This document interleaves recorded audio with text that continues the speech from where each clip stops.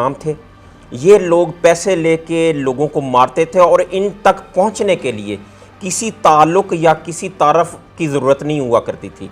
ये ख़ुद बंदों से रब्ता कर लेते थे और जाके उनको कहते थे कि अगर आपने अपना मुखालिफ मरवाना है तो आप इतने पैसे दे दें।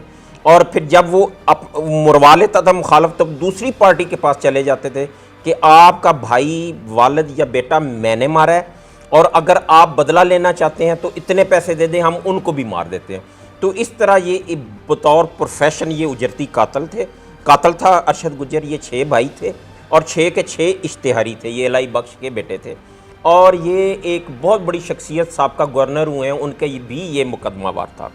ठीक है, एक साबका मिनिस्टर थे बकौल मीडिया के, ये उनका भी गनमैन रहा है। इतना खतरनाक था कि 3 मरतबा ये पुलिस ने पकड़ा जी। एक मरतबा 36 साल कैद की सजा हुई जी, और ये तीनों मरतबा फरार हो गए। ये सबसे पहले जी ये लाहौर में पकड़ा गया, ये यहाँ से जेल से भाग गया। फिर सेकंड ये पुलिस मुकाबला हुआ वहाँ पे फैसलाबाद में, और एक एसपी के साथ इसका मुकाबला हो रहा था। ये उस वक्त एसपी साहबान जो सीएसएस करके आते थे वो पी कैप पहनते थे, अब वो रिवाज ख़त्म हो गया। तो इसने उसके पी कैप में गोली मारी और ये बाबुलंद आवाज़ कहा कि अगर तुम गुजर ना होते तो ये गोली 1 इंच नीचे भी आ सकती थी। तो फिर ये इसके बाद इसको जब ये मुकाबले में ये ज़ख्मी हुआ तो एक डीएसपी वो भी गुजर थे, उन्होंने इसको शॉर्टी दी और हलफ पे इसने अपनी गिरफ्तारी दी। फिर जब इसको लेके जा रहे थे वो कचहरी में नूरपुर नहर पे अच्छू शीदी 2 बहुत बड़े किरदार हुए हैं जिन पे फिल्में बनी हैं, जिनका उजरती कातलों में बहुत बड़ा नाम था। उनके वालिद कत्ल हुए थे, तो उन्होंने अपना बदला लेने के लिए पुलिस कस्टडी से इसको छुड़वाया और कहा कि चाचा कह के कि हमारे बाप का बदला लेना है। लेकिन जब ये वहाँ से फ़रार हो गया तो इसने उजरत पे अपने कत्ल करने शुरू कर दिए। फिर ये अच्छू शीदी से भी दूर हो गया।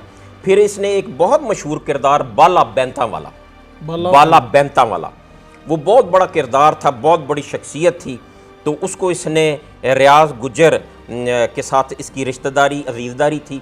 रियाज गुजर से इसने के कहने पे इसने उसको मारा था और कहते हैं कि उस वक्त जब इसने उसको कत्ल किया तो काफ़ी देर उसकी लाश से धुआं कलाशनकोफ इस्तेमाल हुई थी। उस वक्त कलाशनकोफ बहुत कम इस्तेमाल हुआ करती थी, तो कलाशनकोफ को ब्रस्ट मारा और कहते हैं कि बहुत अरसा तक उसके अंदर से धुआं निकलता रहा, तो इसने उसको मारा। बाद में ये अपनी खसलत के मुताबिक रियाज गुजर के ख़िलाफ़ भी हो गया और फिर जब ये मारा गया उसको कुछ अर्सा पहले ये इसने प्लान किया था पप्पू गुजर और टेडी गुजर उसके भाइयों को मारने का। फिर इसने एक प्लान किया और गोगी भट्ट ग्वाल मंडी की बड़ी मशहूर शख्सियत थी, ठीक है, और है भी, वो जा रहा था असलम टांगियाँ वाला के कुलों पे। तो ये उस वक्त चौक में एक मच्छी वाला दुकान थी, उस वक्त ये और मुश्ताकी गुजर गोगी भट्ट को मारने के लिए भी वहाँ पर बैठे रहे। लेकिन गोगी भट्ट को इसका पता चल गया, उसने वो अपना वो जो वो प्लान वो चेंज कर दिया। उसके बाद ये इसने अपने मुखालफिन मुश्ताकी गुजर जो इश्तिहारी था उसके मुखालफिन से पैसे लेके 5 लाख मुश्ताकी गुजर को मार दिया। वो मुजरिम जो 20 साल पुलिस को चकमा देता रहा, जी। 122 इनकाउंटर करने वाले इंस्पेक्टर आबिद बॉक्सर ने इसको कैसे पार किया? हमारे पास इंफॉर्मेशन थी एक बंदे की कि सब्ज़ाज़ार में एक बंदे ने की सुपारी दी जा रही है मुख्तलिफ इश्तिहारी कातलों को। तो हम वहाँ पे जो रास्ता उसके घर को जाता था, उस बंदे के घर को, हम वहाँ पे तकरीबन रोज़ाना नाका लगाते थे क्योंकि हमारे पास इन्फॉर्मेशन थी। अब ये नहीं थी हमें अंदाज़ा कि ये कौन से ग्रुप को ये पैसे दिए जाएंगे या कौन सा ग्रुप इस टारगेट को कंप्लीट करेगा। तो वो उस दिन इसके पास सुपारी चली गई, जो अब वो फिल्मों वाला लफ्ज़ वो हकीकत में आ गया। तो ये जब हमने इसको रोकने का इशारा किया, रुकने का, तो ये एक बिल्डिंग के ऊपर चढ़ गया। वहाँ से इसने हमारे साथ मुकाबला शुरू कर दिया और हमने इसको खैर वो घेर लिया, लेकिन वो मुकाबला ये तरजीह दे रहा था मुकाबले को बजाय ये गिरफ्तारी देने के। मुकाबला चलता गया, हम इसको मुतअद्दिद दफ़ा हमने इसको मौका दिया कि ये सरेंडर कर दे, लेकिन ये सरेंडर करने को तैयार ना था। आखिर में जब ये फायरिंग रुकी फायरिंग रुकी तो हमने जाके देखा तो ये काफ़ी ज़ख्मी था। हम इसको लेके हॉस्पिटल जाने के लिए जब हमने वो कोशिश की, लेकिन वो उससे पहले ही वो मर गया। तो पता कैसे चला कि वही सफाक मुजरिम है अरशद गुजर? फिर वो ज़ाहिर है शनाख्ती कार्ड कोई निकल आया, कोई इन्फॉर्मेशन, वो तस्वीरें जो हमारे बोर्डों पे लगी होती थी तो हमें पता चल गया ये अरशद गुजर है। तो अरशद गुजर के एक बड़ी अजीब, हर फ़िका अपने नज़रिए के मुताबिक बात करता है। तो इसका एक था कि इसने एक तावीज़ पहना हुआ था, उसमें अल्लाह पाक की कलाम थी और ये कहता था कि जब तक ये, या इसको किसी ने कहा हुआ था कि जब तक ये अल्लाह का कलाम तुम्हारे सीने के साथ है तुम्हारे सीने पे गोली नहीं लगेगी। और उस पुलिस मुकाबले में इसको सीने पे गोली नहीं लगी, यहाँ पे बाजू पे लगी, गर्दन पे लगी, जिसकी वजह से ब्लीडिंग होने के साथ इसकी वो हलाकत होगी, लेकिन छाती पे इसकी एक गोली भी नहीं थी। उस वक्त तो फिर बड़े कलर एडिशन छपे, खबरें लगी कि खतरनाक मुजरिम मारा गया। ये इसने ये पेशावर पकड़ा गया। पेशावर में इसने जब इसको पेशी पे ले जा रहे थे तो इसने 4 पुलिस वाले शहीद किए और वहाँ से पुलिस वालों के शहीद करके ये वो पेशावर से भाग गया। फिर ये नूरपुर पे भागा, फिर ये कोट लखपत पे भागा और इसने बेशुमार गुजरांवाला, शेखुपुरा, रावलपिंडी, कोई सूबे का ऐसा ज़िला नहीं है जहाँ पे ये अरशद गुजर मतलूब नहीं था। और ये इंतहाई सफाक और बहादरी के साथ ये कत्ल करता था और आज तक पकड़ा नहीं गया और पुलिस भी इस पे रेड करने से बहुत अवॉइड करती थी। इसके बारे में एक मशहूर है कि इसने गुजरांवाला में एक पार्टी से पैसे लिए, दुश्मनी थी उनकी, और एक बंदे को इसने कचहरी जाते हुए मारना था और इसने कलाशनकोफ से उसको इस बेदर्दी से मारा कि कहने वाले कहते हैं कि उसके 2 टुकड़े हो गए। ठीक।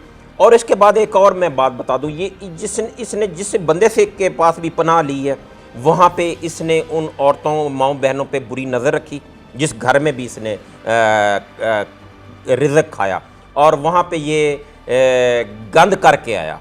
ये इखलाकी तौर पे बहुत पस्ती का मालिक था जो कि मीडिया में, मुख्तलिफ मीडिया में भी बाद में आया। तो ये इसके बारे में ये भी मशहूर था कि ये यार मार भी है और ये किसी के साथ इसका नहीं है। और ये इस तरह नहीं करता था कि ये कोई इसको अप्रोच करना पड़ता था, बल्कि ये था कि ये इसके साथ जिसने भी रब्ता कर लिया, इसने बग़ैर ये देखे कि उस बंदे का कोई कसूर है कि नहीं, इसने उसको मार दिया। अपने दौर के इतने मुकाबले करने वाले इंस्पेक्टर आबिद बॉक्सर आज खुद अपनी पुलिस से तंग है। क्या मसला है? पुलिस आपकी वारंट जारी करती रहती है, आपके खिलाफ ही आती रहती है। पुलिस जेदे को फॉलो करती है। पुलिस कौन?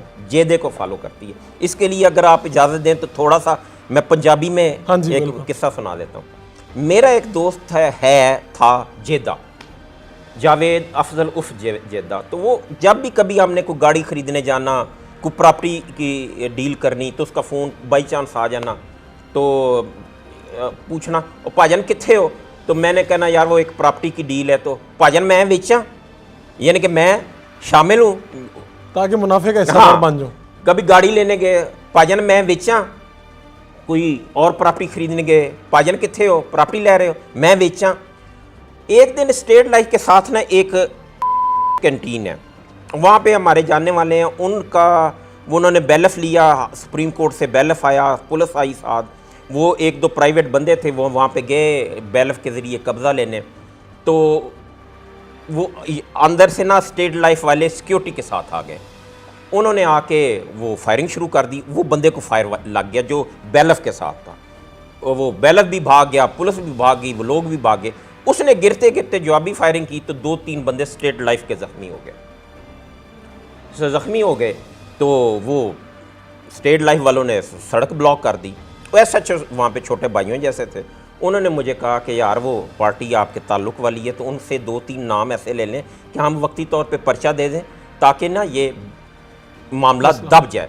अभी वो बात कर रहे थे तो जेदे का फ़ोन आ गया। तो जेदे ने कहा भाजन कित्थे हो? मैं कहा यार इस तरह जो वो एक बैलफ आया हुआ है, प्रॉपर्टी पैराडाइज है, तो उसका वो नहीं हाँ। ये नहीं कहा। मैंने कहा उसका कोई मसला चाहिए। कहता है भाजन मैं बेचा। मैंने कहा यार तेरा पूरा नाम क्या है? कहता है जवेद अफजल। मैं क्या वल्द? कहता है मोहम्मद अफजल, कौम कश्मीरी, सकना जोहटों। कहते हैं भाजन ए तुसी की कर रहे हो? मैं क्या तेरा एग्रीमेंट लिखाना है? वो मैंने कहा सच साहब ये इसका नाम लिख लें। उसने नाम लिख लिया। रात को रेड हुआ तो जेदा कहता है भाजन ए की? मैं क्या तू बेचे? मैं भी